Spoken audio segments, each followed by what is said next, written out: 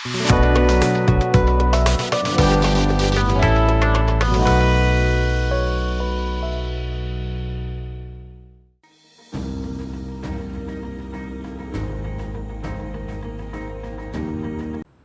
දවසක් දයාබර දරු දෙවියනි. අදත් අපි ඔබ සමග එකතු වෙන්නේ ඔබේ ඉතා වැදගත් නිපුණතාවක් හරහා ඒ වගේම ඒ නිපුණතාවයේ අවසාන ඒකය අවසාන ශ්‍රිතේ සාකච්ඡා කරන්න. ඒ තමා ඔබ දන්නවා කළමනාකරණයේ යටතේ සැලසුම් කරණේ සංවිධානකරණේ මෙහෙයවීම හා පාලනය කියන ශ්‍රිත හතරෙන් අපි ඔබට ශ්‍රිත තුනක් කතා කරලා හමාරයි. දැන් අපි ඊළඟට අද අවසාන ශ්‍රිතේ කතා කරන්න යන්නේ පාලනය කියන කළමනාකරණ ශ්‍රිතය. සැලසුම් කරණය සංවිධානකරණය මෙහෙයවීම කියන ශ්‍රිත තුනම අපි කතා කරලා හමාරයි. අද අපි කතා කරන්න යන්නේ පාලනය කියන ශ්‍රිතය. ඔබ දන්නවා planning ඊළඟට organizing ඊළඟට leading ඊළඟට controlling. අපි ඉස්සෙල්ලාම හඳුනා ගන්න බලමු පාලනයෙන් කියන්නේ මොකක්ද කියන එක සම්බන්ධ දේ. ඉතින් ඔබ මේ වචනේ ඕනේ තරම් අහලා තියෙනවනේ. ආයතනයක් පාලනය කරන්න තියෙනවා. සමහර විට ඔබ දන්නවා ආණ්ඩුවක් පාලනය කිරීම කරන්න තියෙනවා. ඒ වගේම සමහර අපට දෙමව්පියන්ට දරුවන්ව යම් ආකාරයක පාලනය කරන්න තියෙනවා. විදුහල්පතිවරයෙක්ට සමහර විට පාසලේ ඉන්න ගුරුවරියෝ සිසු දරුදැරියෝ පාලනය කරන්න තියෙනවා. එතකොට ඔය වගේම සමහර විට අපිට මුදල් පාලනය කරන්න තියෙනවා. භාණ්ඩයක ක්වොලිටි එක තත්ත්වය පාලනය කරන්න තියෙනවා. ඒ වගේම ආයතනයක තියෙන ස්ටොක් එක තොගය පාලනය කරන්න තියෙනවා. ඉතින් මෙවැනි දේවල් ගණනාවක් අපි දන්නවා. එහෙනම් මොකද්ද පාලනය කියලා කියන්නේ? අපි ගමුකෝ අයවැයක්. අයවැය ඔබ දන්නවා ආයතනයකත් හදනවා බජට් කියන එක ආණ්ඩුවකත් හදනවා. අයවැයකදී වෙන්නේ අයවැයක් හදන්න නිතරම අනාගතයට ඉදිරියට. ඉදිරියේ අපේ ආදායම් අපේ වියදම් තක්සේරු කිරීමක් කරනවා. හැබැයි ඒක සැලැස්මක්. තක්සේරු කරලා ඊළඟට ඔන්න දැන් අපි දැන් ආණ්ඩුව කියලා හිතන්නකෝ. ආණ්ඩුව 2021 අයවැය 2020 අවුරුද්දේ හැදුවා. හදලා අයවැය සම්මත කරගත්තා. 2021 අයවැය 2020 අවුරුද්දේ හදලා පාර්ලිමේන්තුවට දාලා සම්මත කරගත්තා. දැන් 2021 ඒ අයවැයට අනුව වියදම් කරගෙන යනවා. ගිහිල්ලා ඇත්තටම අපි හිතමු වරින් වර සලකා බලන්න වෙනවා මේ බජට් එකට අනුවද වියදම සිදු වෙන්නේ. මේ බජට් එකට අනුවද ආදායම් ලැබෙන්නේ. සමහර වෙලාවල් වලට බජට් එකට වඩා වැඩියෙන් වියදම් කරන්න වෙන තැන් තියෙනවා. ආදායම් අඩු වෙන වෙලාවලුත් තියෙනවා. ඒ නිසා වියදම් කරන සල්ලි දැන් යුද කාලයේදී යුද්ධයට වියදම් කරන්න ඕනේ සල්ලි බජට් එකෙන් වෙන් කරපුවා මදි වුණා. ආයි පාර්ලිමේන්තුවේ පරිපූර්ණක ඇස්තමේන්තුවක් දාලා ආයෙ වට ගත්ත සල්ලි. ඒ වගේම ආදායම් සමාජ ප්‍රමාණවත් නැහැ. වෙන මාර්ග වලින් ආදායම් හොයාගන්න වෙනවා. ඒ නිසා මේ අයවැයෙන් අපට ඉදිරිපත් කරපු ආදායම් වියදම් සත්‍ය වශයෙන්ම සිදු නොවුනොත් අපි ඒකට හේතුව විමසන්න ඕනේ. ඇයි එහෙම වුනේ? හේතුව බලලා ඊට පස්සේ ඒ හේතුව හොයාගෙන අපි ඒකට වහාම විසඳුමක් දෙන්න වෙනවා. මේ වගේම අපි හිතමු මොනවා හරි ක්‍රීඩාවක්. ඒ ක්‍රීඩාවකදී අපි හිතමු මීටර් 100 තරඟය. ඒකෙදි සැලසුම් කරනවා ඔබ මේ මීටර් 100 තරඟයේ දිනන්න නම් මීටර් 100 විනාඩි කීයකින් දුවලා ඉවර වෙන්න ඕනේද? මීටර් 100 තරඟය විනාඩි කීයකින් හමාර කරන්න ඕනේද? කියන එක පිළිබඳව අපි හිතමු තප්පර ගාණක් හෝ විනාඩි ගාණක් කලින් සම්මතයක් ඇති කර ගන්නවා. මුලින්ම අපි තීරණය කරනවා මේක අපි හිතමු තප්පර 30කින් ඉවර වෙන්න ඕනේ. එතකොට ඊට පස්සේ දුවලා බලනවා. දුවලා බලද්දී තප්පර 30 නෙමෙයි තප්පර 40ක් ගියා. අපිට පේනවා අපේ ප්‍රමිතියට අනුව එහෙම නැත්නම් අපි තීරණය කරපු එකට අනුව යන්න බැරි වුණා. අපි හොයලා බලනවා ඇයි ස්ටාර්ට් එකේ ප්‍රශ්නයක්ද? එහෙම නැත්නම් අතරමඟදී අපේ ගැටලුවක්ද? ඊට පස්සේ ඒක නිවැරදි කරන්න අපි පියවර ගන්නවා. අපි තව ප්‍රැක්ටිස් කරන්න ඕනේ, වෙනස්කම් ඇති කරන්න ඕනේ. සමහරට අපේ කන බොන දේවල් වල වෙනස්කම් ඇති කරන්න ඕනේ මේ වගේ. ඒ විතරක් නෙමෙයි. ඔබ දන්නවා සාමාන්‍යයෙන් ප්‍රමිති ආයතනය අපි SLS ලාංඡනය හෝ වෙනත් ප්‍රමිතියක් ගන්නකොට ඒ අය අපිට දෙනවා ප්‍රමිතියෙන් ස්ටෑන්ඩඩ්. ඒ කියන්නේ සම්මතයන් දෙනවා අපිට. මෙන්න මේ අපි හිතමු මේ ජෑම් වර්ගෙත් නිපදවනකොට මෙන්න මේ රස තියෙන්න ඕනේ. මේකේ සීනි මෙච්චර ප්‍රමාණයක් තියෙන්න ඕනේ. ජලය මෙච්චරයි. කියලා අපිට මේ පිරිවිතර දෙනවා. කලින් දෙනවා. අපි මේක හදනවා. ජෑම් බෝතලේ හදනවා. හැදුවට පස්සේ ප්‍රමිති ආයතනයේ එයාගේ පරීක්ෂණාගාරවල දාලා ආයෙ පරීක්ෂාවක් කරනවා. මේ කියන පිරිවිතර වලට හරියට තියනවද නැද්ද? එහෙම පිරිවිතර වලට අනුකූල වෙන්නේ නැත්නම් එයා කියනවා ඔයගොල්ලෝ අපි කියපු විදිහට නෙමෙයි හදලා තියෙන ආයෙ වෙනස්කම් කරන්න. හරියට හැදුවනම් ප්‍රශ්නයක් නැහැ. ඔන්න පාලනය. මම තව නිදසුනක් ඔබට ගත්තොත් ආයතනයක ඉන්න භාණ්ඩ අලෙවි කරන්න යොදලා තියෙන මාකටිං ටීම් එකක්. එහෙම නැත්නම් අලෙවි කරන කණ්ඩායමකට කියනවා ඔගොල්ලෝ අලුත් චීස් වර්ගයක් හඳුන්වා දෙනවා. මේ චීස් වර්ගය ඔගොල්ලෝ ලබන මාසය ඇතුළත මේ චීස් වර්ගයෙන් අපි හිතමු ග්‍රෑම් කියලා එතන පැකට් කියලා අපි ගමුකෝ. මේ චීස් වර්ගයෙන් පැකට් 1000ක් එක්කෙනෙක් විකුණන්න ඕනේ ලංකාවේ කියලා ටාගට් දෙනවා. දීලා ලබන මාසෙ ඉවර වෙලා බලනවා ඇත්තටම 1000 වික්කද? සමහරු අඩු වෙලා සමහරු වැඩි වෙලා තියෙනවා. සමහරු නියම ගාන විකුණලා තියෙනවා. අඩු වෙච්ච අයට බලනවා ඇයි අඩු වුනේ? මොකද්ද ප්‍රශ්නේ? එයාගේ දෝෂයක්ද? ඒක තමයි අපි කියන්නේ මේ ජස්ටිෆයි කරනවා. එහෙනම් ප්‍රතිඵලය හරියට ආවද කියලා බලනවා. එහෙම නැත්නම් ඒ ප්‍රතිඵලයේ සාර්ථක නැත්නම් ඒකට හේතුව මොකද්ද කියලා බලනවා.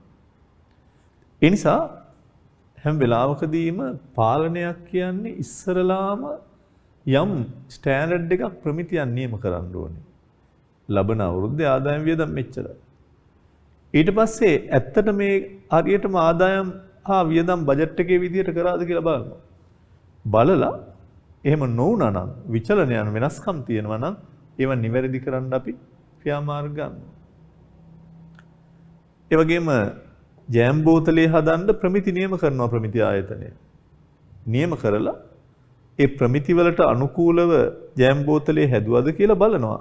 ජෑම් බෝතලේ හැදුවට පස්සේ ඒවට අනුකූල නම් ප්‍රශ්නයක් නැහැ. අනුකූල නැත්තම් ආයෙ නිවැරදි කරන්න කියනවා. ඉස්සෙල්ලා තියෙනවා අපේ ටාගට් එකක්. මෙතනත් එහෙමයි. ලබන මාසේ ඒ අයට දීලා තියෙන අලුත් භාණ්ඩයකින් එක 1000 ගාන විකුණලා දෙන්න ඕනේ මාකටිං ටීම් එක. අලෙවි කරන කණ්ඩායම. නමුත් ඒ ගාන විකුණ ගන්න බැරි වුණා නම් ඒක නිවැරදි කරන්න ක්‍රියාමාර්ග ගන්න ඕනේ. ඇයි එහෙම වුනේ? මොකද්ද ප්‍රශ්නේ කියන එක. එහෙනම් සත්‍ය ප්‍රතිඵලයි අපේක්ෂිත ප්‍රතිඵලයි සසඳලා ඒ අතර විචලනයන් තියෙනවා නම් වෙනස්කම් තියෙනවා නම් ඒවා නිවැරදි කරගන්න සිදු වෙනවා අපට. දැන් අපි හිතමු අපි ටාගට් එකක් දෙනවා පිටි කිලෝ 5කින් පාන් රාත්තල් 12ක් හදන්න ඕනේ කියලා අපි ටාගට් එකක් දෙනවා. පිටි කිලෝ 5කින් පාන් 12ක් හදන්න ඕනේ. 5ක් දීලා කියනවා පාන් 12ක් හදන්න. පාන් 8යි හදන්න පුළුවන් උනේ. දැන් ප්‍රශ්නයක්. එක්ක මේක හදන සේවකයන් ගැටලුවක්. එහෙම නැත්නම් මේ උඳුන් වල ප්‍රශ්නයක්, ඒවා තාක්ෂණයේ ප්‍රශ්නයක්. පිටි හොඳ නැහැ. මොනවා හේතුවක්. ඒ නිසා අපි බලලා හරියට උන්නේ නැති නිසා ප්‍රතිඵලයේ සාර්ථක නැති හින්දා අපි එක්ක මේ උඳුන් වෙනස් කරන්න වෙනවා. එහෙම නැත්නම් හොඳ පිටි වර්ගයක් ගන්න වෙනවා. මොනවා හරි ක්‍රියාමාර්ගයක් ගන්න වෙනවා. මම ගොඩාක් දේවල් කිව්වා ඔබට. පාලනයේ යනු යම් ප්‍රමිතියක් නියම කරලා ඒ ප්‍රමිතියට අනුව එමෙතන සැලැස්මක් හදලා ඒ සැලැස්මට අනුව ප්‍රතිඵලයේ සත්‍ය తත්වයේ සංසන්දනය කරලා බලලා ඒ ප්‍රමිතියට අනුකූලව සිදුවෙන්නේ නැත්නම් ඇයිදයි හොයලා බලලා විචලනයන් තිරනවා ඇයි කියලා හොයලා බලලා ඒක නිවැරදි කරන්න ක්‍රියාමාර්ග අපි ගන්නවා. ඒ නිසා සත්‍ය ප්‍රතිඵල අපේක්ෂිත ප්‍රතිඵල සමග සංසන්දනය කරලා ඒ දෙක අතර වෙනසක් තියෙනවා නම් ඒක නිවැරදි කරන්න ක්‍රියාමාර්ග ගන්නවා. ඒ නිසා අපි තවත් විස්තරයක් කියනවා නම් පාලනය කියන්නේ ආයතනයක පරමාර්ථ අරමුණු ඉටු කර ගැනීම සඳහා අපි සැලැස්මක් හදනවා. අපට ඕන අපි ගයක් සැලසුම් කරනවා. බාසුන් නැහැ මේක හදයි යන ගමන් අපි බලනවා වගේ. හැදුවට පස්සේ අඩුපාඩු හදන එක වැඩක් නැහැ නේ. හදයි යන ගමන් බල සමහර ඒවා පාලනයන් වැඩේ කරන ගමන් වෙනවා. වැඩේ කරන්න ඉස්සෙල්ලත් වෙනවා. කරාට පස්සෙත් බලන්න පුළුවන් ඒවා තියෙනවා. එහෙනම් අපි සැලැස්මක් හදලා බාසුන් නැහැට කියනවා මේක හදන්න. හදයි යන ගමන් ආකිටෙක් ඇවිල්ලා ඉංජිනේරු ඇවිල්ලා බලනවා. බලලා හරියට වුණ නැත්නම් වෙනස්කම් ඇති කරනවා. ඊට පස්සේ නිවැරදි කරන්න ක්‍රියාමාර්ග ගන්නවා. මෙතනින් කඩන්න, මේ දුර මෙතනින් දාන්න, මේක වැරදි, ඒ වගේ. ඒ නිසා අපේ පරමාර්ථ හා අරමුණු අපි කලින් තීරණය කරාට පස්සේ ඒවා සැලැස්මේ තියෙනවනේ. පරමාර්ථ අරමුණු මොනවද කියලා සැලැස්මේ තියෙනවා. ස්ථාපිත කරගත්ත පරමාර්ථ අරමුණු තියෙනවනේ සැලැස්මේ. ඒ තියෙන පරමාර්ථ අරමුණු හරියට ඉටු වෙනවද කියලා අපි හොයනවා. හොයලා බලලා ඒවා නිසියාකාරව ඉටු වෙන්නේ නැත්නම් සත්‍ය ප්‍රතිඵලයේ සැලැස්මට වඩා වෙනස් නම් අපි ආයේ සැලැස්ම හදනවා. ආයේ ප්‍රමිති නියම කරනවා. විචලනයන් වෙනස්කම් තියෙනවා නම් ආයේ නිවැරදි කරනවා. ඒ නිසා ඔබ හොඳට මතක තියාගන්න ඕනේ පාලනයක් සඳහා මම මේ කියන කාරණේ ඉතාමත් ඔබට වැදගත් වීමක් වෙයි. පාලනයක් සඳහා සැලසුම් කරණයක් ඕනෙමයි. එමෙතන සැලැස්මක් තියෙන්න ඕනේ. සැලැස්මක් නැත්තම් මොකට අනුවද බලන්නේ මේක හරියට වෙනවද කියලා. ප්‍රමිති ආයතනය අපිට ප්‍රමිති දුන්නේ නැත්තම් ජෑම් බෝතලයක මේ ජෑම් කොච්චරක්ද පළතුරු කොච්චරක්ද සීනි දුන්නේ නැත්නම් අපි හැදුවට පස්සේ කොහොමද බලන්නේ මොකට අනුවද බලන්න දෙයක් නැහැ. බජට් එකේ අයවැය නැත්තම් ආදායම් වියදම් අපි වියදම් කරද්දි මොකට අනුවද බලන්න එකක් නැහැ. ඒ නිසා අපිට එම් එකක් නැතුව මීටර 100 මෙච්චර තප්පර ගානකින් දුවනවා කියලා හරි ස්ටෑන්ඩඩ් එකක් තියෙන්න එපා. ලෝකේ මීටර 100 දුවලා ජයග්‍රහණය කරපු එක්කෙනා පළවෙනියා තමා වේගවත්ව මිනිසා. ඒතර අන්තිමට මෙයාට දුවන්න තප්පර කීයක් ගත වුණාද කියන එක අපි දන්නවා. අපි ඊළඟ ජයග්‍රහණය කරන්න ඊට අඩු තප්පරයකින් හරි දුවන්න ඕනේ. එහෙනම් ස්ටෑන්ඩඩ් එකක් තියෙනවා ප්‍රමිතියක් තියෙනවා. ඊට පස්සේ දුවලා බලනවා ඒ ගානට එන්න පුළුවන්ද කියලා. හරි ගියොත් හරි. නැත්තම් වෙනස්කම් ඇති කරන්න ඕනේ. අපේ වේගය වැඩි කරන විදි අපේ කොහේ හරි අඩුපාඩු හොයාගෙන ඒවා නැති කරන විදි කරන්න. සැලැස්මක් නැතුව ප්‍රමිතියක් නැතුව පාලනයක් කරන්න බෑ. සැලැස්ම හදලා සැලැස්මට අනුව සංවිධානකරණය මෙහෙවීම කරලා ඊට පස්සේ ඒවට අනුකූලව වැඩේ වෙනවද කියලා හොයලා බලන එක තමයි පාලනය. ඒ නිසා ඉස්සල්ලාම ඉලක්ක පරමාර්ථ ස්ථාපිත කරනවා සැලැස්මේ. ඒක තමයි ප්‍රමිති කියලා කියන්නේ. ඊට පස්සේ ඒවට අනුකූලව කාර්යයන් වෙනවද කියලා බලනවා ඊළඟට සත්‍ය ප්‍රතිඵල බලලා සැලැස්මට අනුව ප්‍රමිතීන්ට අනුව සත්‍ය ප්‍රතිඵල වෙලා නැත්තම් ඒ විචලනයන් තියෙනවා නම් නිවැරදි කරනවා වෙලා තියෙනවා නම් කිසිම ගැටලුවක් නැහැ. හොඳයි අපි නිර්වචනයේ ලියාගෙන යන් ආයතනයක සත්‍ය ප්‍රතිඵල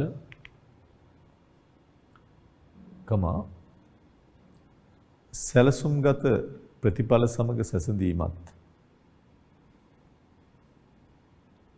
ආයතනයක සත්‍ය ප්‍රතිඵල සැලසුම්ගත ප්‍රතිඵල සමග සැසඳීමත් විචලන වෙතොත් ඒවා හඳුනාගෙන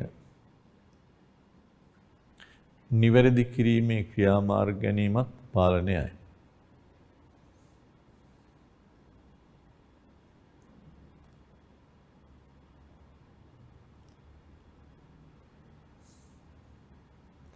ආයතනයක සත්‍ය ප්‍රතිඵල සැලසුම්ගත ප්‍රතිඵල සමග සැසඳීමත් විචලන වෙතොත් ඒවා හඳුනාගෙන නිවැරදි කිරීමේ ක්‍රියාමාර්ග ගැනීමත් පාලනයයි.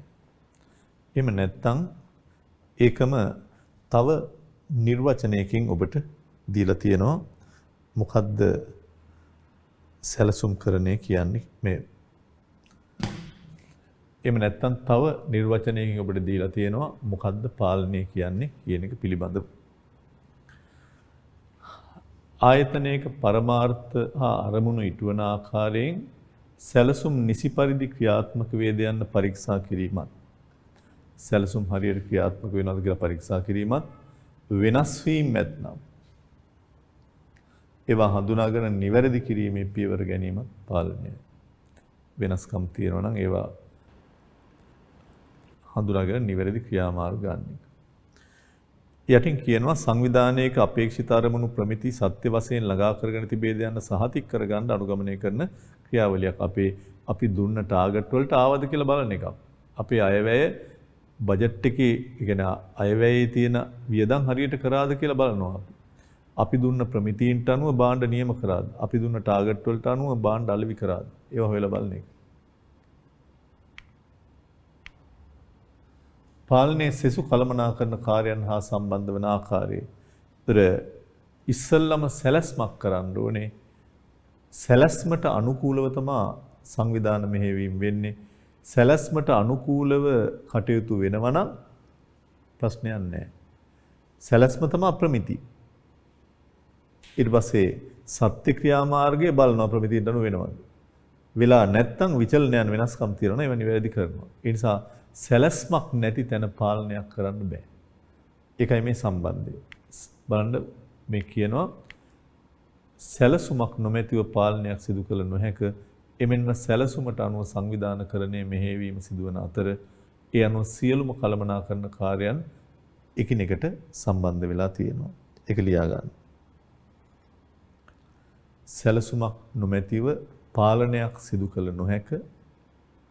එමෙන්ම සැලසුමට අනුව සංවිධානකරණය හා මෙහෙයවීම සිදුවන අතර ඒ අනුව සියලුම කළමනාකරන කාර්යයන් එකට සම්බන්ධ වෙලා තියෙනවා. එකිනෙකට සම්බන්ධ වෙලා තියෙනවා.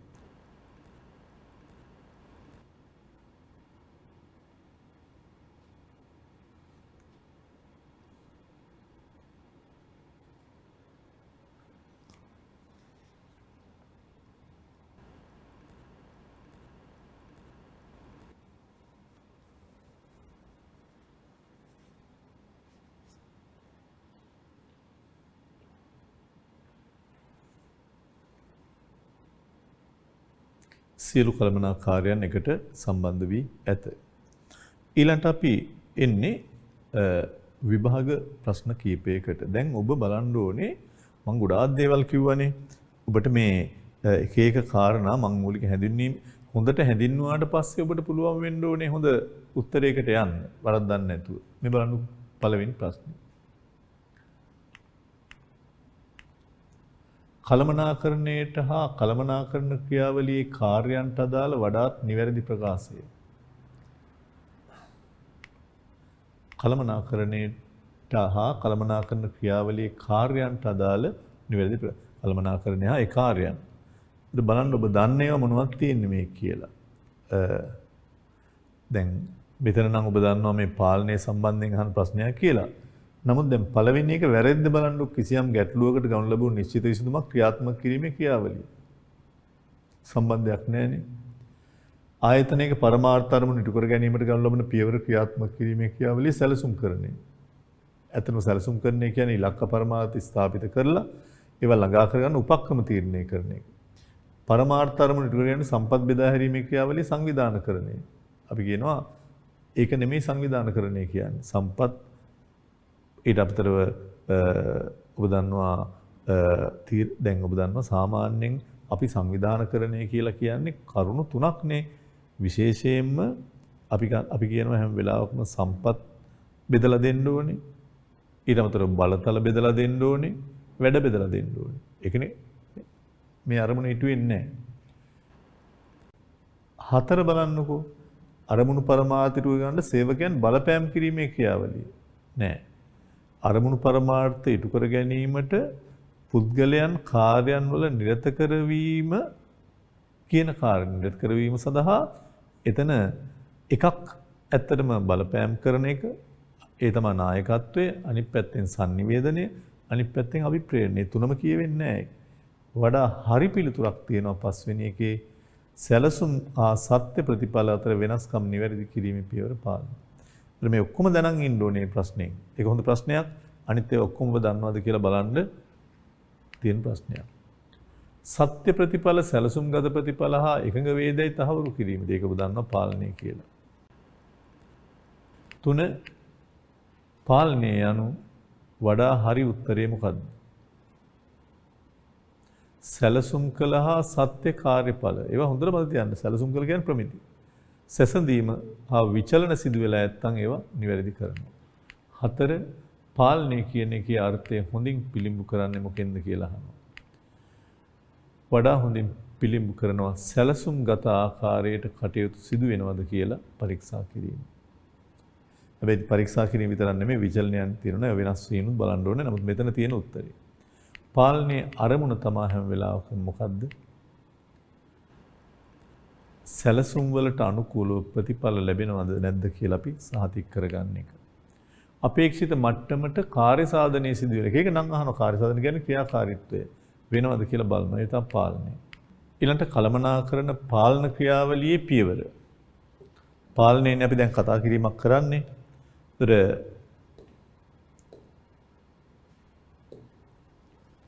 පාලන ක්‍රියාවලියේ පියවර. දැන් මේකත් අපි දැන් කතා කරලා ඉවරනේ. ඔබ දන්නවා ඉස්සරලම කරන්න ඕනේ මොකද්ද? මුලින්ම ප්‍රමිති ස්ටෑන්ඩඩ් ස්ථාපිත කරන්න ඕනේ. ලබන මාසේ භාණ්ඩ එක 1000ක් විකුණන්න ඕනේ. ලබන මාසේ රුපියල් ලක්ෂයෙන් වියදම් පියවල ඉවර වෙන්න ඕනේ. ලබන මාසේ මේ භාණ්ඩයේ මේ ක්වොලිටිය තියාගන්න ඕනේ. ඒතර ප්‍රමිති ස්ථාපිත කරන්න ඕනේ. ඊට පස්සේ දැන් මේක තමයි අපේක්ෂිත ප්‍රතිඵලය. මේක තමයි සැලැස්මේ තියෙන්නේ. සැලැස්මේ තියෙනවා අපේක්ෂිත ප්‍රතිඵලය. ප්‍රමිති ස්ථාපිත කරනවා. ඒක තමයි නිර්ණායක තියෙන්නේ. ප්‍රමිති ආයතනය කියන්නේ මේ ජෑම් බෝතලේ මෙච්චර සීනි තියෙන්න ඕනේ, මෙච්චර වතුර තියෙන්න ඕනේ හැදුවට පස්සේ කියලා හදන්න ඉස්සලා ඒක තමයි තියෙන එක. ඒක පෙර එක. ඊට පස්සේ සත්‍ය ප්‍රතිඵල බලනවා. කොහොමද බලන්නේ? අර නියම කරගත්ත ප්‍රමිතීන්ට අනුකූලව කටයුතු වුණාද නැද්ද කියන එක සලකා බලනවා. ස්ටෑන්ඩඩ් එක බලලා ඊට අමතරව ඊට පස්සේ අපි සත්‍ය ප්‍රතිඵල සලකා බැලීමක් කරනවා. කරලා දැන් අපිට පේනවනේ ප්‍රමිති සත්‍ය ප්‍රතිඵලයි අතර ගැටලුවක් තියෙනවා කියලා. ස්ටෑන්ඩඩ් එකක් තියෙනවා. ඒ ස්ටෑන්ඩඩ් එකට අනුකූලව වැඩේ වුණාද කියලා අපි බලනවා මෙතන. මං කිව්වේ බජට් එකේ වැය ශීර්ෂ තියෙනවා. ඒ වියදම් හරියට වෙනවද කියලා බලනවා. බලලා ප්‍රමිති හා සත්‍ය ප්‍රතිඵල සසඳනවා. සසඳලා ඇත්තටම ප්‍රමිතීන්ට අනුකූලව සත්‍ය ප්‍රතිඵල ඇවිල්ලා තියෙනවා නම් ගැටලුවක් නැහැ. ආයේ මෙතනින් පස්සේ දඟලන්න ඕනේ නැහැ. හැබැයි මේ සැලැස්මට අනුව වැඩේ වෙලා නැත්තම් සත්‍ය ප්‍රතිඵලයි ප්‍රමිතිය අතර වෙනසක් තියෙනවා නම් වහාම ඒ විචලනයෙන් නිවැරදි කිරීමේ ක්‍රියාමාර්ග ගන්න වෙනවා. ඒ විචලනය නිවැරදි කිරීමේ ක්‍රියාමාර්ග ගන්න වෙනවා. ප්‍රතිකර්ම යොදන්න වෙනවා. ඒ නිසා හොඳට මතක තියාගන්න ඉස්සරලාම ප්‍රමිති ඇති කරන එක තමයි අපි කරන්නේ ස්ටෑන්ඩඩ් එක. ඔබ හිතනවා මම මේ ලබන සතිය ඇතුළත මෙන්න මේ ටික පාඩම් කරලා ඉවර කරනවා. පොඩි කාලසටහනක් හදා ගන්නවා කියන්නේ සැලැස්මක් තමයි. ලබන මාසෙවල මේ ටික ඉවර කරනවා. හැබැයි පාඩම් කරගෙන යනවා. යනකොට සමහර දවස් සතියක් ඔබ දැන් කාලසටහන හදලා තියෙන මේ සතිය ඇතුළත මේව ඉවර කරනවා. දවස් දෙක යනකොට පේනවා අර හිතපු වෙලාවටම ඉවර කරන්න බැරි වුණා. සමහර දවස් වලට නැගිට්ටේ නැහැ, හැරුණේ නැහැ ප්‍රශ්න. ඒතර දැන් ඔබ බලනවා හරියට මේ සතිය ඉවර වුණාම මට මේ දේ කරගන්න පුළුවන්. ඕනනම් ඔබට සතිය ඇතුළත දවසින් දවස බලන්නත් පුළුවන්. ඒ දවසේ මං නියම කරගත්තේ වුණාද කියලා. බලලා ඕනනම් ඒ දවසින් දවස විචලන නැති කරන්න පුළුවන්. විචලන තියෙනවා නම් බලන්න පුළුවන්. දෙවෙනි දවසේ හරියට පාඩම් වුණේ නැහැ. හරි කමන්නේ මං හෙට කොහොම හරි ටිකක් වැඩිපුර පාඩම් කරනවා. එහෙම පුළුවන්. බලලා සතිය අන්තයේදී බලනවා හරියටම ඔබේ නියම මාතෘකා ටික ඉවර කරාද සතිය ඇතුළත. සත්‍ය ප්‍රතිඵල ප්‍රමිති අතර වෙනසක් තියෙනවද බලන්න. වෙනසක් නැත්නම් ඔබ හරියට හරි. ඔබේ සැලැස්මට අනුව ගියා. හතරවෙනි කාරණේ වෙනසක් වෙලා. එක්කෝ නියම විදිහට පාඩම් කරගන්න බැරි වුණා. ඔබ හිතුවට වඩා ටියුට් එකක් විතර ඉතුරු වෙලා තියෙනවා. පිටු කීපයක් ඉතුරු වෙලා තියෙනවා. එහෙම නැත්නම් ඔබට කාලය ඉතුරු වෙලා තියෙනවා. සතියේ බලාපොරොත්තු වෙච්ච දින 6න් ඉවරයි ඔබ. දැන් එන ඔබේ සැලැස්මේ වැරද්දක්. ඒක සැලැස්ම හදන්න ඕනේ. එහෙම නැත්නම් ඒ සැලැස්මට අනුකූලව මේ කටයුතු කරන්න වෙනවා. සත්‍ය ප්‍රතිඵලයි අපේක්ෂිතේවයි සංසන්දනය කරලා බලලා විචලන වෙනස්කම් තියෙනවා වහාම ප්‍රතිකර්ම ක්‍රියාමාර්ග ගන්න වෙනවා. ඒ නිසා ඒ සංසන්දනය කරන එක ආපහු හැරිලා බලන එකට අපි කියන්නේ ප්‍රතිපෝෂණයක් කියලා. ෆීඩ්බැක්. ෆීඩ්බැක් එක බලනවා සැලැස්මට අනුව වෙනවද කියලා බලනවා. බලලා ඒක වැරදි නම් තමයි නිවැරදි කරන්න වෙන්නේ. පළවෙනි පියවර ප්‍රමිති ස්ථාපිත කරනවා. ඒක තමයි සැලැස්ම. නිර්ණායක හදනවා. තප්පර මෙච්චරකින් මම දුවලා ඉවර වෙන්න ඕනේ තරගෙදි නන්දනා.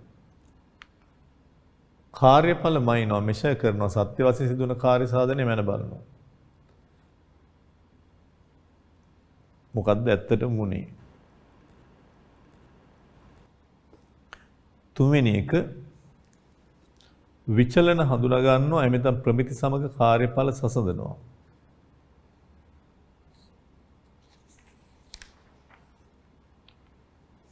විචලන හඳුනා ගන්නවා එමෙතන ප්‍රමිති සමග කාර්යඵල සසඳනවා. 4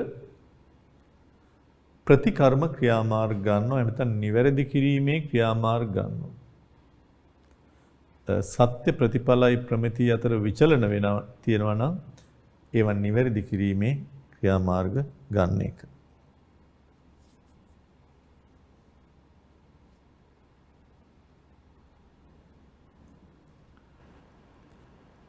ප්‍රතිකර්ම ක්‍රියාමාර්ග ගැනීම එහෙම නැත්නම් නිවැරදි කිරීමේ ක්‍රියාමාර්ග ගැනීම. ඇක්ෂන් ගන්න ඕනේ. ඊළඟට ඒකම අපිට පේනවා මේ chart එකෙන්. ප්‍රමිති ස්ථාපිත කරනවා අංක 1. මේක තමයි පළවෙනි එක. ඊළඟට කාර්යඵල මනිනවා අංක 2. performance බලනවා හරියට වුණාද කියලා සත්‍ය කාර්යඵල ඒ දෙක සසඳනවා. බලාපොරොත්තු වෙච්ච දේ වුණාද? ඔව් නම් ප්‍රශ්නයක් නැත්තම් කිසිවක් කළ යුතු නැහැ.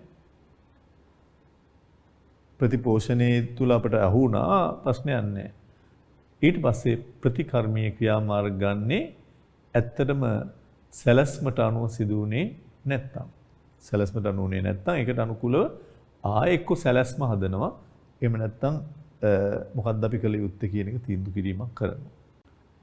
කවර ආයතනයක වුවද අපේක්ෂිත පරමාර්ථ ළඟා කර ගැනීම සඳහා මනා පාලනයක් තියෙන්න ඕනේ. ඕනම තැනක පාලනයක් තියෙන්න ඉපේ. ඔබේ පාසලෙත් අපි කියන පාලනයක් තියෙන්න ඕනේ. අපි කියන ගෙදරක පාලනයක් තියෙන්න ඕනේ. පාසලේ නම් වෙලාවට එන්න ඕනේ. එනවද නැද්ද කියලා වෙලාවක් දීලා තියෙනවනේ ප්‍රමිතිය. 7:30 වෙනකොට පාසලට එන්න ඕනේ. ආවේ නැත්තම් බලනවා. ඒකට දඬුවමක් දෙනවා සමහර වෙලාවට. ආයතනයක උදේ 8 වෙද්දි වාර්තා කරන්න ඕනේ. ඒක තමයි ප්ලෑන් එක. ඒක තමයි ස්ටෑන්ඩඩ් එක. ඒකට නොවුනා නම් මොකද කියලා බලනවා විචලනය. මොනවා හරි නම් ප්‍රශ්නයක් නැහැ. නැත්තම් ක්‍රියාමාර්ග ගන්න වෙනවා. ඒ නිසා ප්‍රමිති ඉලක්ක කරා ළඟා නොවන්නේ නම් මේට බලපෑ හේතු අනාවරණය කරගෙන නිවැරදි කිරීම කරන්න වෙනවා. ඒකිනුත් ඔබෙන් තව ප්‍රශ්න කීපයක් අහලා තියෙනවා. කාර්ය කීපයක් හා කළමනාකරන සිත කීපයක් ඔබට දීලා තියෙනවා. ඉතින් දැන් මුළු ඔක්කොටම අදාළ දේවල් තමයි දැන් තියෙන්නේ. ඔබ දන්නවා වැඩ බෙදීම අනිවාර්යයෙන්ම සංවිධානකරණයේ කාර්යයක්. වැඩ බෙදීම කියන එක සංවිධානකරණයේ තියෙන කාර්යයක්. ඒ නිසා ඒක ඔබ නිවැරදි කරගන්න වෙනවා. වැඩ බෙදීම සංවිධානකරණය. සේවක අභිප්‍රේරණය මෙහෙයවීමේ කාර්ය. මෙහෙයවීමේ කරුණු තුනක් තියෙනවා. අභිප්‍රේරණයේ නායකත්වය සහ sannivedanaye. ප්‍රමිති ස්ථාපිත කිරීම පාලනය කියලා මේ දැන් කිව්වා. එනම් පරිසර විශ්ලේෂණයේ සැලසුම් කරන්නේ පැත්ත. හරි උත්තරේ අංක 4.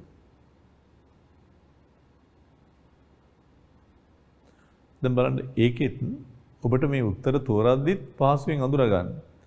දැන් ඒ දෙක කියන උත්තර තියෙනවා දෙකක්. ඒක හරියටම දන්නවනම් ඒ දෙක කියලා උත්තර දෙකක් තියෙනවා. ඊළඟ එකක් try කරනවා. ඊළඟ එක හරි උත්තරේ B3 නම් ආයසරයක් ඉතුරුවා ඕනෙත් නෑ බලන්න. ඒ දෙක B3 තියෙන්නේ මේ දෙක හරිනම් ඒ උත්තර දෙක තියෙන එකම එක පේලියයි තියෙන්නේ 4 වෙනි එක. එහෙම පහසුවෙන් තෝරගන්න පුළුවන්. පහත වගුවේ X තීරුවේ කළමනාකරන කාර්යයන් දැක්වෙන අතර ඒවට අදාළ ක්‍රියාකාරකම් Y තීරුවේ තියෙනවා. සැලසුම්කරණයේ තමයි අරමුණු පරමාර්ථ ස්ථාපිත කිරීම. සංවිධානකරණයේ තමයි හැම වෙලාවකදීම සැලසුම්කරණය අරමුණු පරමාර්ථ ස්ථාපිත කිරීම, සංවිධානකරණය අධිකාරිය හා වගකීම් පැවරීම, මෙහෙවීම ඔබට දැන් ටිකරි ඉස්සෙල්ලත් කිව්වා අභිප්‍රේරණයේ sannivedanaye තව එකක් වෙනවා නායකත්වයේ, පාලනය තමයි දැන් කියපු කළමනාකාරයන් අගයලා විචලන හඳුනා ගන්න එක. එන උත්තරේ 4 වෙනි පිළිතුරයි ඔබ තෝරන්න ඕනේ. 4 වෙනි උත්තරේ. අපි 3 වෙනි ප්‍රශ්නෙට යනවා.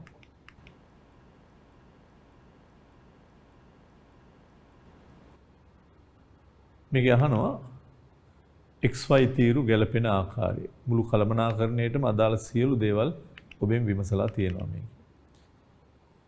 මෙහෙවීම අභිප්‍රේරණය,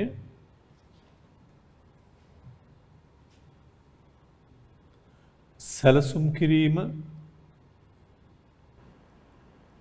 නම්‍යශීලී බව,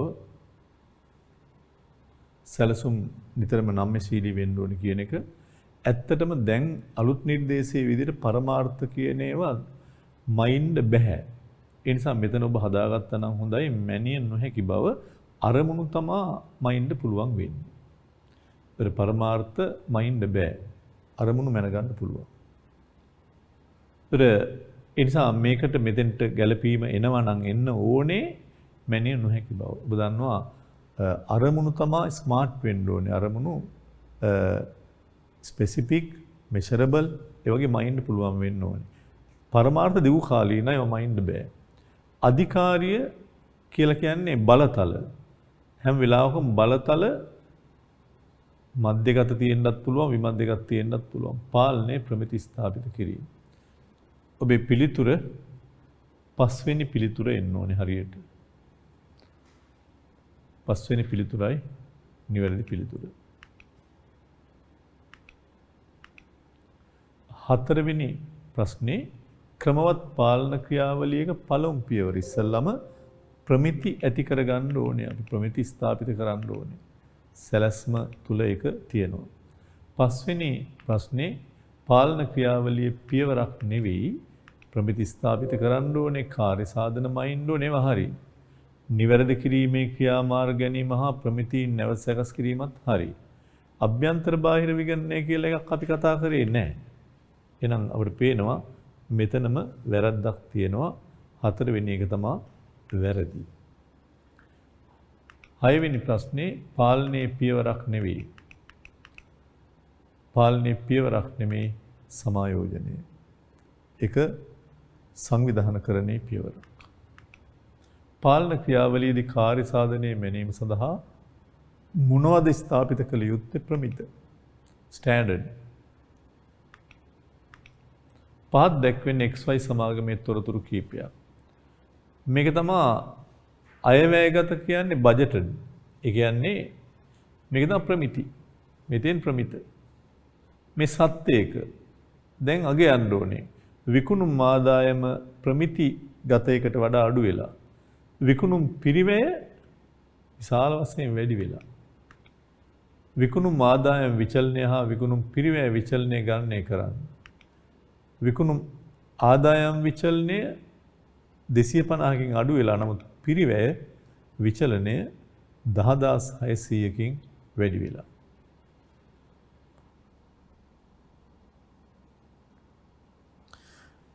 ඊළඟට තව කොටසක් එකේ අහනවා 2019 ප්‍රශ්නයක් එකේ. ඔන්න දැන් අපි විචලනය අඳුනගත්තා. මොකද වෙලා තියෙන්නේ? පිරිවැය වැඩි වෙලා අනිත් පැත්තෙන් විකුණුම් ප්‍රමාණය විකුණුම් ආදායම් අඩු වෙලා. දැන්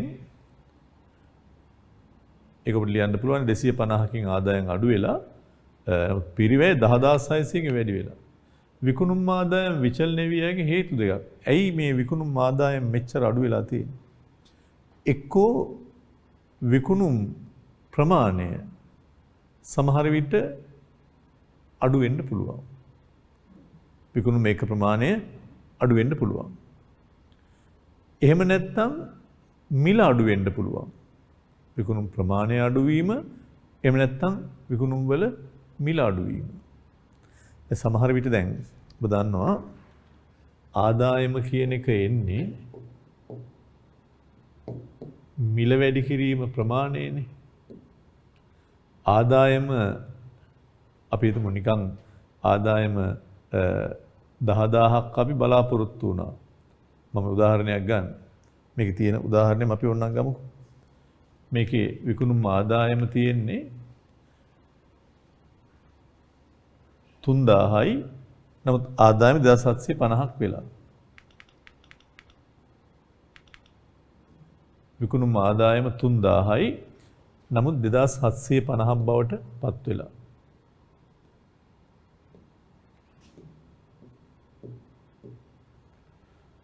තුන්දාහ අපේක්ෂා කරලා තියෙන්නේ අපි හිතුව මිල 30 ගානේ ප්‍රමාණය 100ක් වික්කහම. හැබැයි මේක 2750 වෙන්න හේතු එක්ක සමහර විට මේ මිල අඩු වෙලා එහෙම නැත්නම් ප්‍රමාණය අඩු වෙලා. එහෙම වෙන්නත් පුළුවන්. මිල හෝ ප්‍රමාණය. සමහර විට මිල වැඩි වෙලා ඒ මිල වැඩිවීම හින්දා ප්‍රමාණය අඩු වෙලා වෙන්නත් පුළුවන්. ඒ ඕන පැත්තක් ඔබට ගන්න පුළුවන්. මිල අඩු වෙලා මේ දෙකම අඩු වෙලා වෙන්නත් පුළුවන්. දෙකෙන් එකක් අඩු වෙලා වෙන්නත් පුළුවන්. එකක් අඩු වෙලා අනික ඊට වඩා වෙනස් වෙලා වෙන්න පුළුවන්. මේ ඕන එකට හේතු ලකුණු දෙනවා. විකුණුම් ප්‍රමාණය අඩු හෝ වැඩි වීම.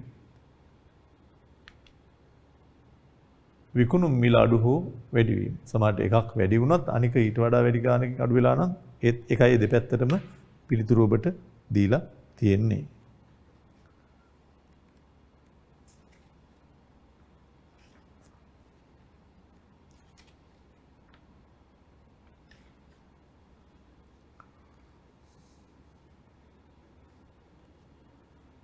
විකුණුම් ප්‍රමාණය ඔබ එකක් ලිව්වත් ඇති. විකුණුම් ප්‍රමාණය අඩු වීම විකුණුම් මිල අඩු වීම කියලා ලිව්වත් ඇති.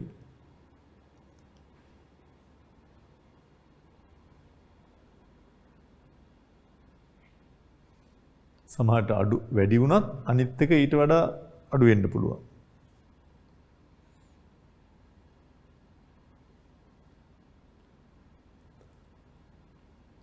ඊළඟට ඔබෙන් අහනවා ප්‍රශ්නාංක 9 ප්‍රමිතීන් නොමැතිව සාර්ථක පාලන ක්‍රියාවලියක් ක්‍රියාත්මක කළ නොහැකියි. මේ ප්‍රකාශයේ පාලන ක්‍රියාවලිය ඇසුරින් තහවුරු කරන්න. ප්‍රමිතීන් නැතිව සාර්ථක පාලන ක්‍රියාවලියක් ක්‍රියාත්මක කළ නොහැකියි. ප්‍රමිතීන් නැතිව සාර්ථක පාලන ක්‍රියාවලියක් ක්‍රියාත්මක කළ නොහැකිය.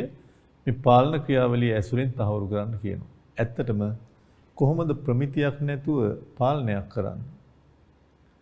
ඉස්කෝලේට එන්න නියම වෙලාවක් දෙන්නේ නැතුව වෙලාවට ආවේ නැහැ කියලා කොහොමද ඔබට දඬුවමක් දෙන්නේ? ඒ නිසා නිතරම ප්‍රමිතියක් නැතුව පාලනයක් කරන්න බෑ. අයවැයක් හදන්න නැතුව වියදම් කොහොමද පාලනය කරන්නේ? වියදම් පාලනය කරන්න බෑ අයවැයක් හදන්න නැතුව. අයවැයට අනුකූලව වියදම් වෙනවද කියලා තමයි බලන්න. අපි හිතමු සැලැස්මේ කියනවා මේ අපි හිතමු ෆෝර්ට් සිටි එක 2030 වෙනකොට හදලා ඉවර කරන්න ඕනේ. කාලයක් දීලා තියෙනවා. ඒක තමයි සැලැස්ම. ඉතින් 2030 වෙනකොට ආපහු හැරිලා බලද්දි මේක හැදුවද නැද්ද කියලා බලන්නම් මේ ටාගට් එක තියෙන්න ඕනේ. සැලැස්ම නැතුව පාලනයක් කරන්න බෑ. සැලසුම් කරන ලද දෑ ඒ අයුරින්ම ඉටුවේ දෑ සොයා බැලීමත් විචලනයන් වේලන් නිවැරදි කිරීමත් තමයි පාලනය. ප්‍රමිති ස්ථාපිත කිරීම සිදුවන්නේ සැලසුම් කරණයේදී මුලින්ම ප්‍රමිති ස්ථාපිත කරනවා. ප්ලෑන් එකේදීම කරනවා. විචලනයන් හඳුනා ගැනීමත් ඒවා නිවැරදි කිරීමත් ඇතුළු පාලන ක්‍රියාවලියේ හැම අධීරකදීම ප්‍රමිති අවශ්‍යයි. හැම තැනකම බලන්න ඕනේ ප්‍රමිති වලට අනුව වෙනවද? නැත්තම් වෙන්නේ නැත්තම් ඇයි? ඒ ඔක්කොම බලන්න ඕනේ. ඒකේ පිළිතුර තියෙනවා. ඊළඟ ප්‍රශ්නේ පාලනයේදී ප්‍රතිපෝෂණයේ වැදගත්කම පැහැදිලි කරන්න. ෆීඩ්බැක්. ඇයි ප්‍රතිපෝෂණයක් කරන්නේ? ඇයි ඉස්සෙල්ලාම අපි කිව්වා ප්‍රමිති ස්ථාපිත කරනවා. ඊළඟට අපි සත්‍ය ප්‍රතිඵල බලනවා. ප්‍රමිති ස්ථාපිත කරලා සත්‍ය ප්‍රතිඵල බලනවා. ඊට පස්සේ මේ ප්‍රමිති හා සත්‍ය ප්‍රතිඵල සසඳනවා. ප්‍රමිති සත්‍ය ප්‍රතිඵලයි සසඳනවා. සසඳලා දැන් සසඳලා තමයි අපි එක වැඩක් හරි නැත්තම් ප්‍රමිතීන්ට අනුකූලව සත්‍ය ප්‍රතිඵල ඇවිල්ලා නැත්තම් තමයි අපි නිවැරදි කරන්න පියවර ගන්නෙ. ඉතින් ප්‍රතිපෝෂණය කියලා කියන්නේ මොකද්ද? ෆීඩ්බැක් එක. මේ ප්‍රමිතීන්ට අනුකූලව සත්‍ය ප්‍රතිඵල හරිද නැද්ද කියලා බලන එක තමයි ප්‍රතිපෝෂණය කියන්නේ. දැන් ඔබ කාට හරි sannivedanaya තියෙන ප්‍රතිපෝෂණය ඔබ කාට හරි පණිවිඩයක් දෙනවා. දුන්නාම එයාගේ ප්‍රතිචාරය අපට ලැබෙනවම අපි තීරණය කරනවා ඇත්තට මෙයාට පණිවිඩය ලැබුණාද හරියට ලැබුණාද ඒක. එහෙනම් මේකෙත් ප්‍රමිතිය තීරණය කරලා සත්‍ය ප්‍රතිඵල බලලා ඒ දෙක සංසන්දනය කරද්දී මේකේ අඩුපාඩු තියෙනවද කියලා බලන එක තමයි ප්‍රතිපෝෂණය. ඔබ දන්නවද? ඔබ ඔය සංගීත සංදර්ශනවල එහෙම බලන්න ගිහිල්ලා තියෙනවා. ඒ හැම සංගීත සංදර්ශනයකදී ෂෝ එකකදී වාදක මණ්ඩලයක් ඉන්නවා ස්ටේජ් එකේ. වාදක මණ්ඩලයේ ඉදිරියේ මොනිටර් එකක් තියෙනවා. ඒ කියන්නේ වාදක මණ්ඩලය ප්ලේ කරන එමෙත වාදක මණ්ඩලයේ වාදනය කරන හඬ ඒ අයටම ඇහෙන්න ඕනේ. ගායකයෙක්ට එතෙන්ට ඇවිල්ලා සින්දුවක් කියද්දි තමන් කියන සින්දුවේ තමන්ගේ වචන තමන්ට ආපහු ඇහෙන්න ඕනේ. අන්න ප්‍රතිපෝෂණය. ඇහෙනකොට තමයි කියන්නේ සවුන්ඩ් වැඩි පොඩ්ඩක් අඩු කරන්න. තව චුට්ටක් වැඩි කරන්න. මොකරි වාදක භාණ්ඩේ හඬ ඇහෙන්නේ නැහැ. ඒ නිසා අර තමන්ට ආපහු ඒ ප්‍රතිපෝෂණය ලැබෙන්නේ නැතුව නිවැරදි කරන්න විදිහක් නැහැ. ඒ කියන්නේ සමහර ස්ටේජ් වල මේ මොනිටර් එකක් නැතුවම ගායකයා දන්නේ කොහොමද සින්දු කියන්නේ වෙනස් වෙන්න පුළුවන් ඒව. ඒ නිසා ප්‍රතිපෝෂණය ඉතාමත් වැදගත් පාලනයේදී. නිමෙව මේ ප්‍රමාණය ප්‍රතිපල ගුණත්වය ඉමසා බලලා හරියට වෙන්නේ නැත්නම් හරියට නිවැරදි කිරීමේ ක්‍රියාමාර්ග ගන්න වෙනවා. විචලන සිදු වෙන්නේ නැත්නම් ඒ තොරතුරු සැලසුම් කිරීම සඳහා හෝ පාලනයේට සාර්ථකත්වය යගේ යන්න පුළුවන්. ඒකත් වැදගත්නේ. හරියට වෙලා තියෙනවා නම් අපිට ඒ අභිප්‍රේරණය කරන්න සාර්ථකයි. වැඩේ හොඳටම ගියා. දැන් අපි හිතමු ඇමරිකාව මොකක් හරි යානයක් ගුවන් ගත කරනවා. මේ මොකක් හරි අපි හිතමු කොහේ හරි ග්‍රහයකට යන්න. ඉතින් ඒක හරියටම ක්‍රියාත්මක වුණා නම් සාර්ථකයි. එයා ඒක ඇගීම් කරනවා ඊට පස්සේ. ප්‍රතිපෝෂණයක් නැතුව ඒකක්වත් කරන්න හැකියාවක් නැහැ. නිදසුනක් තියෙනවා ඔබට කියනවා ඔබේ පිළිතුර සාර්ථකද කියලා පොඩ්ඩක් බලන්න කියලා. පළතුරු බීම නිෂ්පාදනය කර අලෙවි කරන ආයතනයක එක මාසයක නිෂ්පාදිතය හා අලෙවිය පිළිබඳ දත්ත පහත වගුවේ දැක්වෙනවා. මාසයක.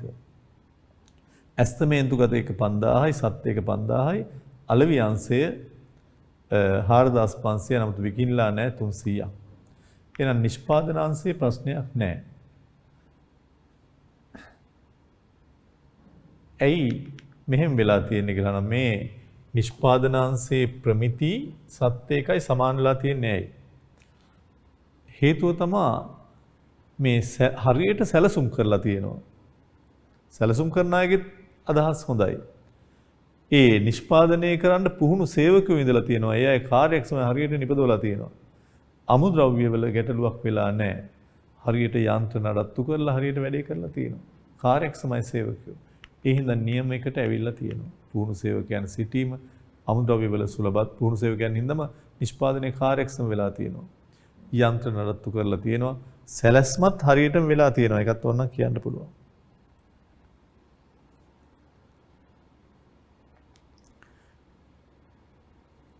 පුහුණු සේවකයන් සිටීම අමුද්‍රව්‍ය වල සුලභත්වය යන්ත්‍ර නිසි පරිදි නඩත්තු අමුද්‍රව්‍ය වල සුලභත්වය අමුද්‍රව්‍ය වල වඩා ප්‍රමිති තිබීම ඒ ඕන එක. හොඳ අමුද්‍රව්‍ය ඒවා. හැබැයි අලෙවි අංශයේ ප්‍රශ්නයක් වෙලා විකිණිලා නැහැ. පුහුණු සේවකයන් අමුද්‍රව්‍ය සුලභත්වය යන්ත්‍ර නිසි පරිදි නඩත්තු කිරීම. හැබැයි අලෙවි අංශයේ සත්‍ය අලෙවිය ඇස්තමේන්තුගත ඉලක්ක අලෙවියට වඩා අඩු වෙලා තියෙනවා. එසේ වීමට බලපෑ ඇයි විකිණලා නැත්තේ? අපි හිතමු කොරෝනා හරහා කඩවල් වහලා නිෂ්පාදනය හරි විකිණලා නැහැ. එහෙම නැත්නම් වර්ෂා කාලයක් දැන් මේකේ භාණ්ඩය අපිට තියෙන්නේ පළතුරු බීම. පළතුරු බීම වැහි කාලයට විකිණෙන්නේ නැහැ වැඩි. උණුසුම් පාන තමයි මිනිස්සු බලාපොරොත්තු වෙන්නේ. එහෙම නැත්නම් බෙදා හැරීමේ මාර්ගවල දුර්වලතා සමහර විට සේවකයන්ගේ විකුණුම් සේවකයන්ගේ ප්‍රශ්න ඕන එකක් කියන්න පුළුවන් ඔබට. විකුණුම් සේවකයන්ගේ ප්‍රශ්නත් කතා කරන්න පුළුවන්. දේශගුණික වෙනස්කම් වෙනස් වීම බෙදා හැරීමේ මාර්ගවල දුර්වලතා රටේ පැවති දේශපාලන වාතාවරණයේ එක් කුමන හෝ දෙයක් කියන්න පුළුවන්.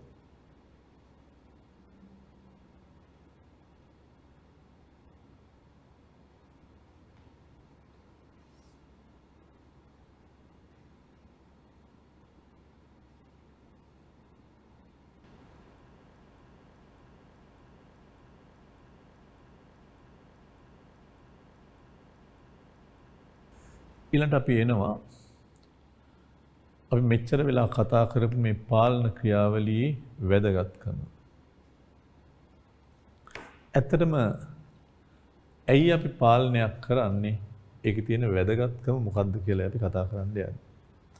ආයෙ මතක් කරමු බලන්න කට්ටියත් එක්ක මොකද්ද පාලනය කියන්නේ? පාලනයක් කියන්නේ ප්‍රමිති ස්ථාපිත කරලා ස්ටෑන්ඩඩ් නියම කරලා සත්‍ය කාර්යඵල බලලා ඒ ප්‍රමිති හා සත්‍ය කාර්යඵල අතර වෙනසක් සිදු වුණොත් ඒවා නිවැරදි කිරීමට ක්‍රියාමාර්ග ගන්නවා කියන එක. මතකයිනේ? මොකද්ද ඉතින් පාලනයක් කරන එකේ වැදගත්කම? ඕනෙම තැනක පාලනයක් කරන එකේ මොකක්ද තියෙන වැදගත්කම? ඇයි බජට් හදන්නේ ආයතනයක? වියදම් පාලනය කරන්න. ඇයි තත්ත්ව පාලනයන් කරන්නේ?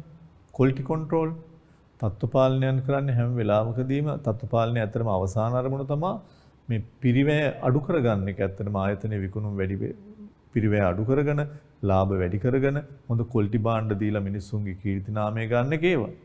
එහෙනම් මේ පාලනයේ තියෙන වැදගත්කමක් තමයි ඇත්තටම ප්‍රොඩක්ට් එකේ නිෂ්පාදිතයේ තියෙන ගුණාත්මක බව රැක ගන්න.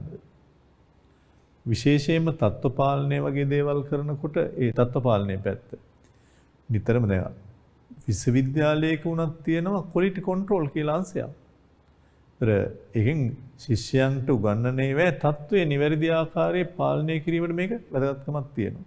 අනිත් පැත්තෙන් මෙතන ඇත්තටම මේ වැඩිපුරම අපි කතා කරලා තියෙන පාලනයේ වැදගත්කම කියලා පිරිවැය අඩු කරගන්න එක. ආයතනයක් පැත්තෙන් මේ ප්‍රශ්නේ අහලා තියෙන්නේ පාලනයේ වැදගත්කම කියන එක. ඒ වගේම පාලනයක් තුලින් පුජ්‍යලයන් අතින් සිදුවන වැරදි නිවැරදි කරන්න ශූන්‍ය මට්ටමට ගේන්න මේ ඕන එකට පුළුවන්. දැන් උදාහරණයක් විදිහට අපි හිතමු බැංකුවක් කියලා. බැංකුවක සමහර විට කැෂියර්ලා අතින් යම් යම් වැරදීම් වෙනවා. සල්ලි වැඩි යනවා අඩු යනවා. ඒකට ඒ අය පාලන ක්‍රමයක් දාලා තියෙනවා මොනවා හරි. ඒවා ඒ අනුව නිවැරදි කරන්න පුළුවන් ඒවා. ඒ විතරක් නෙමෙයි. දැන් හිතන්නකෝ පාලන ක්‍රියාවලියක් තිබීම තුළ පරිසරයේ ඇති වෙන වෙනස්කම් වලට අපට පුළුවන් කල්තියාම ලෑස්ති වෙන්න. අපි හිතමු COVID-19 මේ හරහා මේ COVID හරහා යම් යම් සිදුවීම් වෙන්න පුළුවන්. හැබැයි COVID නිසා අපි කල්තියා ලෑස්ති වෙනවා.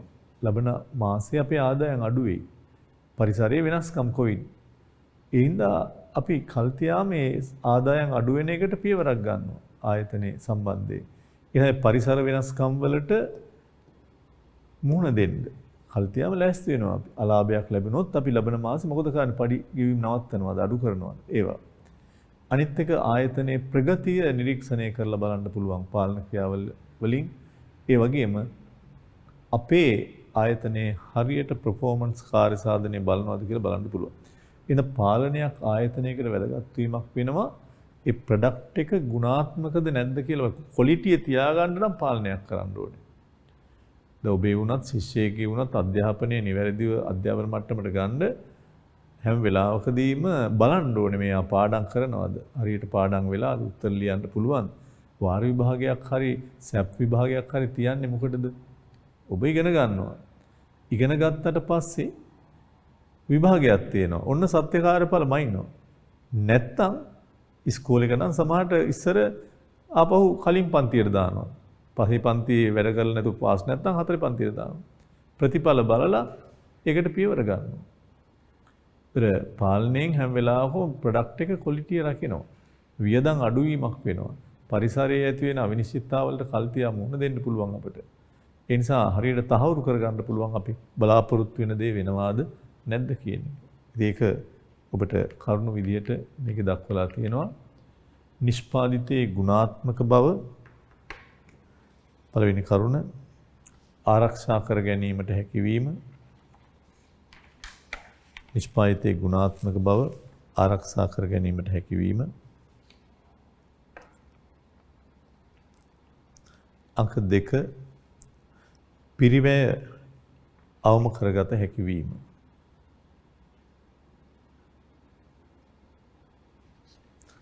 පිරිවැය අවම කරගත හැකියවීම. තුන්වෙනි කරුණත් ඔබේ තියෙනවා.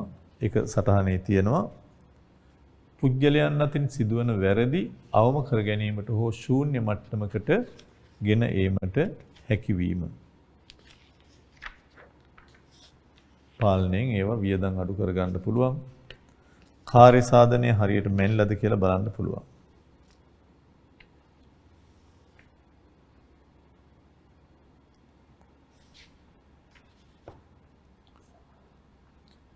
ඊළඟ කරුණු ටික තියෙනවා එකේ.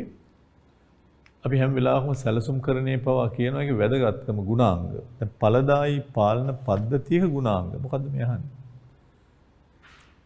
අපි පාලනය කරන සිස්ටම් එක හොඳයි නම් පාසලක් වුණත් පාලනය කරන ක්‍රමයක් තියෙනවා. විදුහල්පති එක විදුහල්පතිවරු අපි කිව්වේ සමහරු ඒකාධිපති නායකත්වයේ ප්‍රජාතන්ත්‍රවාදී නායකත්වයේ නිර්බාධවාදී එක එක්කෙනා පාලනය කරන ක්‍රම තියෙනවා. ආයතන අනුවත් වෙනස් වෙන්න පුළුවන්. දැන් සමහර ලොකු ආයතන තියෙනවා. ඒ අය සේවකයන්ට හරියටම 8ට එන්න කියලා 5ට යන්න කියලා නිවාඩු මෙච්චරයි එහෙම නැහැ. අවුරුද්ද පුරා ඕන තරම් නිවාඩු ගන්න පුළුවන්. හැබැයි අය දීලා තියෙන ප්‍රොජෙක්ට් එක ඉවර වෙලා තියෙන්න ඕනේ කාලෙදී. ඒ නිසා සමහර අයගේ පාලන ක්‍රම වෙනස්. අපි 8ට ඇවිල්ලා 4ට යන්න පුළුවන් කියන අදහස් තියෙන සමහරට එහෙම නැහැ. ඕන වෙලාවක ඇවිල්ලා යන්න පුළුවන්. එන්නේ නැතුව වැඩ කරන්නත් පුළුවන්. හැබැයි ඒ කියන ටාගට් එකට යන්න ඕනේ. නැත්තම් ඉන්න හම්බ වෙන්නේ නැහැ. ඒ නිසා ඵලදායි පාලන පද්ධතියක් නම් තියෙන්නේ ඒක හැම වෙලාවකම මේ ආයතනයේ ස්වභාවයට ගැලපෙන්න ඕනේ. දැන් අපි හිතමු මේ ආයතනයේ රෙකෝඩින් කරනවා අපි මේ. එහෙම නැත්නම් මේ ආයතනේ මම උගන්වන එක ළමයිට මේ වෙලාවේ බලන්න පුළුවන්. හරි හිතමු. හැබැයි ඉතින් මේ කටයුත්ත කරන්ද මෙතන වැඩ කරන කෙනෙක්ට ගෙදර ඉඳලා සමහරට කරන්න බැරි වෙයි. මේකට එන්නම ඕනේ. මේ ප්‍රොඩක්ට් එකේ මේ නිෂ්පාදිතයේ ස්වභාවය අනුවයි. පතලක් හාරන කෙනෙක්ට එතෙන්ට යන්න ඕනේ. ගෙදර ඉඳලා ඒක කරන්න බැහැනේ. ඒ නිසා නිතරම ආයතනයේ ස්වභාවය අනුව නිතරම පාලන පද්ධතියේ ගුණාංග වෙනස් වෙනවා. පාලන පද්ධතියේ ගුණාංග හැම වෙලාවකම මේ ආයතනයේ ස්වභාවයට අනුව ගලපන්න ඕනේ. ඒ ආයතනයට අනුකූලව ගැලපෙන්න වෙනවා. දැන් අපි හිතමු පාසලක ගුරුවරයෙක් අස්සම් කරනවා. ඇඟිලි සලකුණු තියෙනවා. පාසලක. හැබැයි විශ්වවිද්‍යාලයක ආචාර්යවරු අස්සම් කරන්නේ නැහැ. වෛද්‍යවරු උදේ ඇවිල්ලා අස්සම් කරන්නේ නැහැ. ඒ ආයතනයට අනුව පාලන පද්ධතිය ගැලපෙන්න ඕනේ. පාලන පද්ධතියක තවත් ගුණාංගයක් තමයි ඒ පාලන පද්ධතිය නිවැරදි වෙන්න ඕනේ. දැන් උදේ තමන් වැඩට එන වෙලාව ඇඟිල්ල තිබ්බහම මැෂින් එකේ නියම වෙලාව නෙමෙයි නම් වරදින් තියෙන්නේ පාලනය හොඳ නැහැ. හොඳ කන්ට්‍රෝල් එකක් නැහැ. දොරකට දාලා තියෙන අංක. ඒ අංක කැරකුවාම විතරයි දොර ඇරෙන්නේ. කොරෙක්ට් එන්න බෑ වෙන කාටවත් අරින්න බෑ. නමුත් ඕනම අංකයකට දොර ඇරෙනවා නම් හරියන්නේ නැහැ. ඒ නිසා නිවැරදි වෙන්න ඕනේ පාලන පද්ධතිය. ඔබ ටෙලර් මැෂින් එකකට කාඩ් එක දාලා රුපියල් 500ක් ඉල්ලුවම 1000ක් එනවා නම් නිවැරදි නෑ. ඒ නිසා කන්ට්‍රෝල් කරන්න බෑ එහෙමනම්. තුන්වෙනි එක තමයි නිතරම පාලන පද්ධතිය ඉලක්ක ඉටු කරගන්න හැකි පාලන පද්ධතියක් වෙන්න ඕනේ. නිකම් මොකක් හරි නෙමෙයි. දැන් ඔබ සතියකින් පාඩම් කරනවා කියලා කාලසටහනක් හදනකොට ඒකට නිකම් පිටු දෙයක් විතරයි නම් දාලා තියෙන වැදගත් නැහැනේ. ඊළඟ ඉලක්ක ටාගට් එකට යන්න පුළුවන් වෙන්න ඕනේ. පාලන පද්ධතිය නම්‍යශීලී වෙන්නත් ඕනේ. ඕනේ වෙලාවක ඒක වෙනස්කම් කරන්න පුළුවන් වෙන්න ඕනේ. ඒක දැඩි අනම්‍යශීලී පාලන පද්ධතියක් නම් ආයි ගලවන්න බැරි වෙනස් කරන්න බැරි යන වැඩක් නැහැ. සංවිධානයේ සංස්කෘතිය අනුව ඒ විතරක් නෙමෙයි පිරිවැය දැන් සමහර ආයතනවල සවි කරනවා ආයතන සේවකයෝ කන්ට්‍රෝල් කරන්න මුදල් පාලනය කරන ලොකු සිස්ටම්. ඒකට විශාල පිරිවැයක් යනවා. ඉතින් ඒක ක්‍රියාත්මක කරන්න බැරුව නවතිනවා සමහර අවස්ථාවල. ඒ නිසා හොඳ පාලන පද්ධතියක තියෙන්න ඕනේ. ගුණාංග තමයි ආයතනයේ ස්වභාවයට ගැලපෙන්න ඕනේ. ඒක නිවැරදි වෙන්න ඕනේ.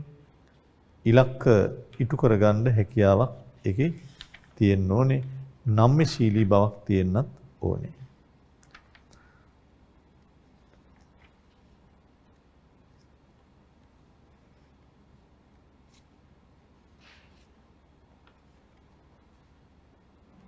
හොඳයි. ඒ නිසා අපි අදට මෙතනින් මේ පාඩම හමාර කරනවා.